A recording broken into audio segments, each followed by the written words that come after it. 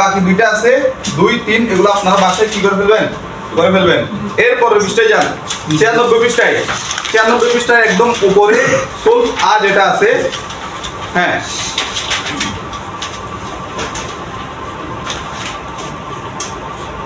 হ্যাঁ সলভ আর আমাদের করতে হবে কি আ বে সে কি আছে তিনটা রোগের ইয়া দেওয়া আছে ছবি দেওয়া আছে সো এর নিচে তিনটা সমাধানও দেওয়া আছে সো আমাকে করতে হবে কি কোন ছবিটার জন্য